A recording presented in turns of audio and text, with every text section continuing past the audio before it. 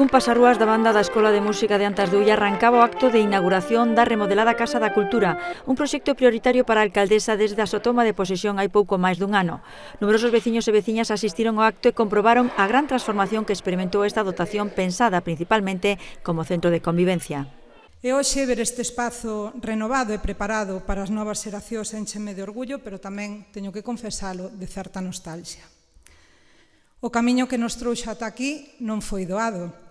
Foi unha viaxe con atrancos, con momentos de incerteza, tal e como dixo o presidente da Deputación, pero tamén coa convicción de que este esforzo merecía a pena.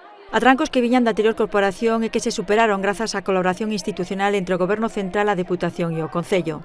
Especialmente a alcaldesa, a Pilar García Porto, por saber recoller as demandas dos seus veciños e veciñas e aproveitar as oportunidades de apoio do Goberno aos concellos.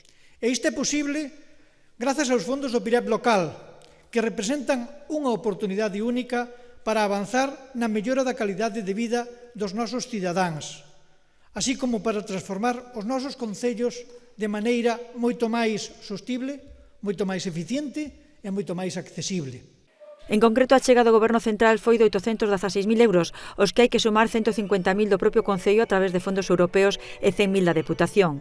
E hoxe é un día moi importante, porque a Casa da Cultura empezará a acoller desde actividades culturais, educativas ou de lecer, algo que, sabémolo ben, é fundamental para calquera concello, pero sobre todo para os máis pequenos, para os que teñen menos posibilidades, porque contribúe a fortalecer xustamente os lazos de comunidade, promovendo o diálogo, a aprendizaxe, a cultura en todas as súas formas. A Casa da Cultura xa comezou a funcionar ese mesmo día con actuacións musicais e teatrais ou unha exposición fotográfica. Nos próximos días xa vamos a trasladar a biblioteca ao Servicio de Atención Temperá e seguiremos organizando espazos municipais pouco a pouco para que este lugar volva a ser o faro cultural que sempre foi para o noso concello. No acto participaron representantes de diversas entidades culturais do municipio que serán, xunto coa veciñanza, as principais beneficiarias da remodelada Casa da Cultura.